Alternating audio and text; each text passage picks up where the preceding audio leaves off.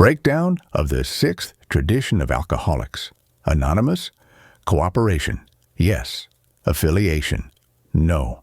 A group of alcoholics, Anonymous, should never endorse, finance, or lend the name of AA to any affiliated entity or outside company to avoid the problems of money, property, and prestige that divert us from our primary objective.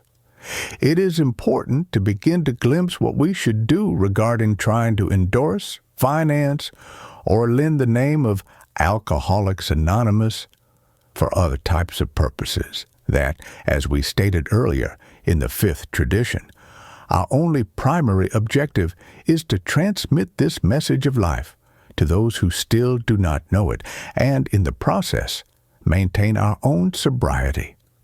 The alcoholic or the sick, let us remember that if something can make them sick, it is power, prestige, and money.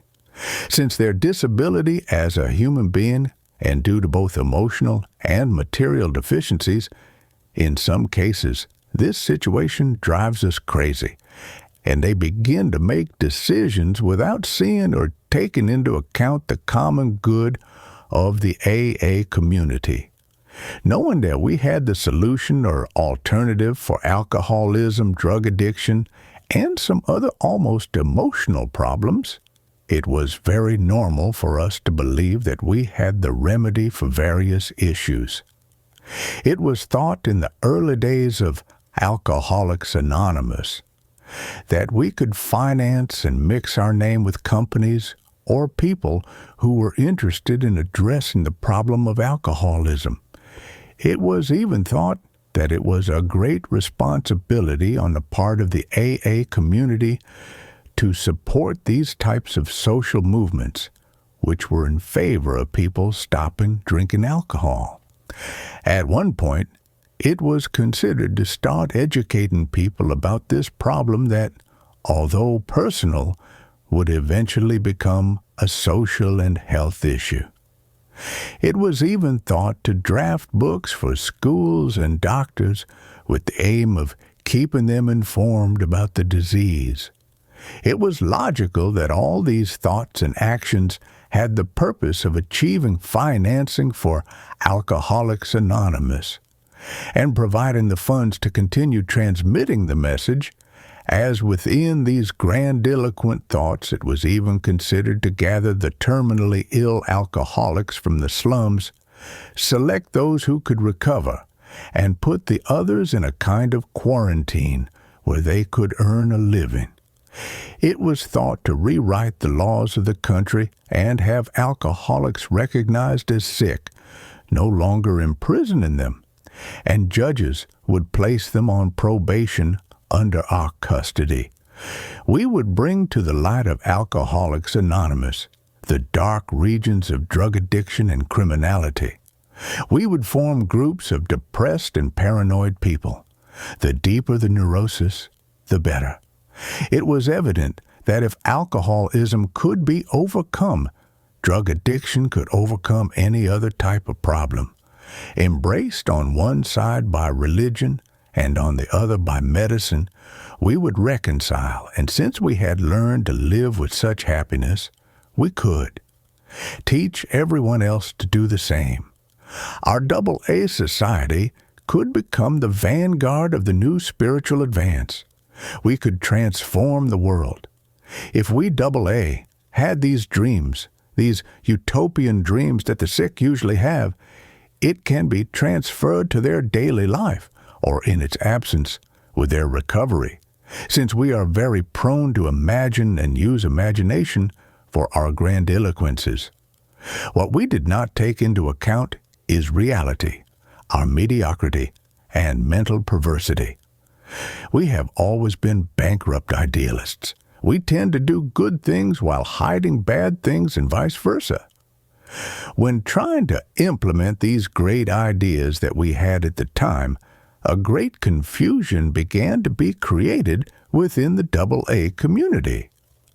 Society began to wonder if Alcoholics Anonymous was dedicated to drunks, or if it was an educational project for both children and young people, if the program was based on the religious part or medicine, or if it was a moralistic movement that tried to reform people who were not only alcoholics. At some point, we wanted to raise our voice before society, crying out and defending the indefensible and the sick, that our enemies were the companies that manufactured liquor or beer. Such was the ignorance that existed in those years when the AA program was beginning to take shape. All this type of actions began to be clouded by politics, which sooner or later would end up diverting us from our primary objective. On the other hand, the press began to do its job, misinforming people about AA. However, they were not responsible for these situations, but ourselves, as we had to reflect on how badly we would harm our society if we lent the name of Alcoholics Anonymous to any type of company or cause, no matter how good it was or seemed. Under no circumstances could we support any affiliated company, no matter how good it was. A clear example of this type of situation is given to us by tradition and experience, for which we should not mix our name with any type of entity affiliated with us, neither private nor government. Some of the large alcohol distilleries intended to get into the field of education about alcohol. They believed it would be a good thing for liquor manufacturers to demonstrate their sense of responsibility to the public. They wanted to say that liquor should not be abused but enjoyed, that heavy drinkers should moderate themselves, and problem drinkers, that is, alcoholics, should not drink at all. In one of their trade associations, the question was raised about how this campaign should proceed. Naturally, they were going to use radio, the press, and cinema to present their points of view. But what kind of person should lead this campaign? Immediately, they thought of Alcoholics Anonymous. If they could find among us a good public relations agent, wouldn't he be the ideal person? He would undoubtedly know the problem. His connection with Alcoholics Anonymous would be very valuable because the community was very well viewed by the public and had not a single enemy in the world. They soon found the right man, an anonymous alcoholic with the necessary experience. Immediately, he presented himself at the headquarters of Alcoholics Anonymous in New York to ask, "Is there anything in our tradition that suggests I should not accept a job like this? This kind of education seems good to me and is not a very controversial matter. Do you think there could be any issues?" At first glance, it seemed like a good thing. Then doubts began to surface. The association wanted to use the full name of our member. All their publicity was going to describe him as the advertising director of the campaign and as a member of Alcoholics Anonymous. Naturally, there could be no objection if an association hired a member of Alcoholics Anonymous solely for his talent in public relations and his knowledge about alcoholism. But that was not all, because in this case, a member of Alcoholics Anonymous was not only going to break his anonymity at the public level, but he was also going to link in the minds of millions of people the name of Alcoholics Anonymous with this educational project. It would create the impression that now Alcoholics Anonymous was supporting education in the style of the Liquor Merchants Association. As soon as we saw what this compromising fact really meant, we asked for the opinion of the candidate for advertising director. "Wow," he said, "of course I cannot accept the position." Before the ink dried on the first advertisement, the prohibition supporters would be expressing their outrage They would go out looking for an honest, anonymous alcoholic to advocate for their style of education. Alcoholics Anonymous would find itself right in the middle of the controversy between the dry and the wet. Half of the people in the country would believe that we had taken sides with the dry, the other half that we had joined the wet. What a mess! Nevertheless, we told him, you have the legal right to accept this job. I know, he replied, but it is not time to focus on legality. Alcoholics Anonymous saved my life, and its well-being is my priority. I will not be the one to get Alcoholics Anonymous into big trouble, and if I accepted, I would. As for the endorsements, our friend has stated it all more clearly than ever. We realized that we could not lend our AA name to any cause that was not our own. This leaves us with the valuable experience that we could do great harm to Alcoholics Anonymous by lending our name to benefit certain efforts outside of us.